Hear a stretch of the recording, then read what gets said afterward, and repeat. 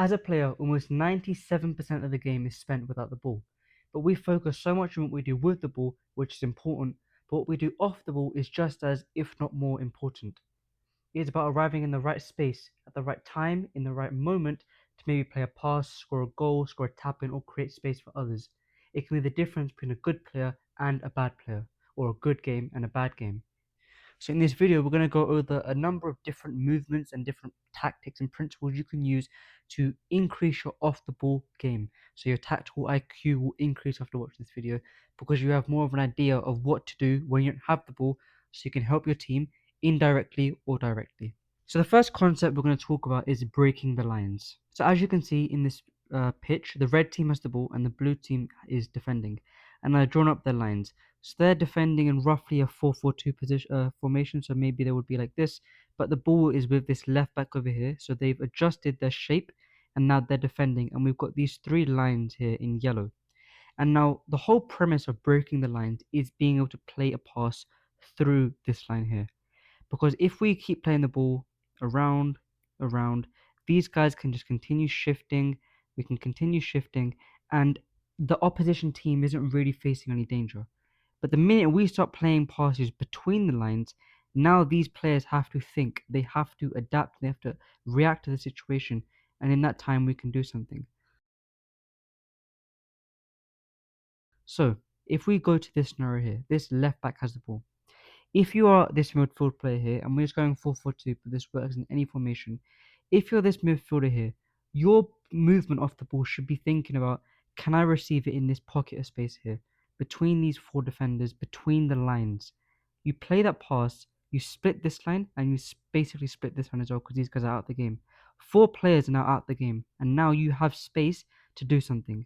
You're going to get pressed for sure, but now you have the space to maybe put out this player, play a pass in there, then this player has space. Or this striker can move out the way, put in this defender in a bit of trouble, maybe he drags away, now you have the space to run. All because you received the ball between the lines, you are now putting the defense in the they don't know what to do. They have to think a bit more methodically. Because when you're pressing and you're just moving and shifting, and you're not breaking the lines, it's very easy to defend. But as soon as you now play it into the pockets, now you have the chance to be creative and do something. And like with the other principles we're going to talk about, all of this is about timing. It is about coming into the right space at the right time. So let's go back to this example where the player receives it between the lines. If you stand here the whole time, you're not going to get the ball because the players are gonna clock on. They might push that line up, and they might cause you to lose that space. It's about arriving there in the right moment at the right time. So what does that mean? That means creating space already. So this space just isn't. It's just not going to exist if you don't create it. So let's say that this space is what you want to create. This space over here.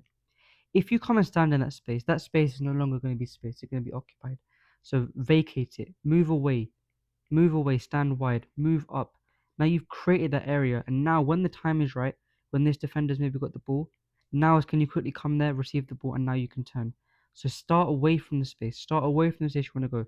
Whether that's the left winger, you're starting wide, then you come in and receive the ball. It's about starting away and then coming in. So the timing is very important. And now when we talk about off the ball movements, a lot of times people think, okay, I have to move this way so that I get the ball. But it's about the team as well. Sometimes you will run, you will drag players with you, and it's about creating space for other people. So now let's say this centre back's got the ball. These guys are shifted a little bit, and now you are thinking, okay, I can't really get the ball. It's very tight for me there. If I run this way, just slightly, bring this defender with me, I've created an opportunity for maybe this striker to come in, break two lines of pressure, and then play. You moved here, creating a passing angle, creating a chance for the ball to be played between the lines, all because you just moved a little bit. So when you move off the ball, you're not always going to get the ball, but you can help other players get the ball as well. So this selfless running is what creates great teams, because a lot of times when you look at some of the best teams in the world, even look at Barcelona under Pep Guardiola, they didn't stand still and run only when they wanted to get the ball. They moved, they rotated, and then they allowed players like Messi to drop in and then get the ball. Messi wasn't just standing here and only moving when he wanted to get the ball. It was all for the team. So when you are running around, when you are creating space, think about the bigger picture. Think about when you should get the ball versus when the team should get the ball. Don't be selfish and think, okay, I'm moving here and I must get the ball. I'm going to shout for it. No, you can create space, dragging players in, and then maybe creating a passing over for someone else. Okay, so the next concept we're going to talk about is something called the half spaces. Now, I've got everyone off the pitch here so I can fully explain what the half spaces are, and then we'll get everyone back on the pitch, and then we'll show how you can use that space, understand that space, and exploit that space. So the two channels in red are the half spaces, the ones that are top and bottom. These are the wide spaces, and the one in the middle is the central space. The two columns in red are the ones, or the two rows in red are the ones that we're going to focus on, because exploiting these spaces really puts into perspective how you can actually damage the other team. And it's a very important space that is used in many tactics, people like Pep Guardiola, Bielsa, and lots of other good managers. Now let's try and understand the essence of what the half space really is when we look at these two teams here. So if we look at the blue team, the spaces in between the right back and the left, the right back and the centre back, and the left back and the right back are basically the half spaces here. It's this space here where they're not very close, but then also are not very far. And so if you can get in between this area, you can really trouble the defense, because now they have a bit of a problem. Who goes? How much do they go? And once you're in this position, what's so unique about the half space is that you have lots of options. Let's say you're the winger here. You can maybe pass backwards, sideways, forwards, maybe a bit diagonally. But it's very obvious, and if they really want to, they can cut all your options out. But if you are in the middle, like right in the middle, again, it's very congested and you don't have lots of options. But once you're in this half space, you can pass out wide, you can pass in the middle, you can maybe get a shot off, you can play in between the lines here to the striker. You have lots of options and you have a little bit more space. But the thing is you have to act quickly, because once you get the ball, you're going to get congested. But if you have the ability to receive under pressure and then work quickly, you can be very effective in this area. So if we're really picky and we really look at this, the red team have someone in every single space. We have the two wide spaces, the central space, and then the two half spaces as well. The red team have someone out wide, stretching the defense on both sides, and they have players in the middle, creating that diamond, congesting the middle, and then that allows these two players here to work in between the areas. These players have to work in the middle. The ones in the blue have to work in the middle because they have to work against these players. This guy might drop in. The centre backs have to stay in the middle as well, because they can't just leave the striker for on goal. The wingers, yes, they might tuck in and drop back, but that gives the centre back so much space. So if you can then find yourself in these areas, you have a bit of luxury, because the fullbacks can't defend you one on one, the centre backs can't defend you one on one, and as soon as they come, you can play the pass in. But again, the important thing is about knowing when to step into the space. You can stay in this space and you can wait for the ball, that is an option. But it's about maybe understanding that if you're being marked, where do you really want to go? You want to bring this guy in the middle. You want to come and join the guys in the middle. Maybe this player can come in here. But now it's about recognizing when you go into the space. Let's say the ball's here. You come in the middle. Make it very tight. Sorry, the ball's getting played. Keeps getting played. Stay in the middle. Now you have a chance. Can you maybe receive the ball quickly?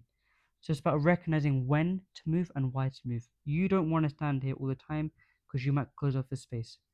Stay here and then move at the right moment, then receive the ball, then go. So a lot of what I'm talking about is about understanding the space, understanding timing, and actually learning how to recognize space. And now one of the most important things you have to do as a football player to understand and recognize space is by scanning.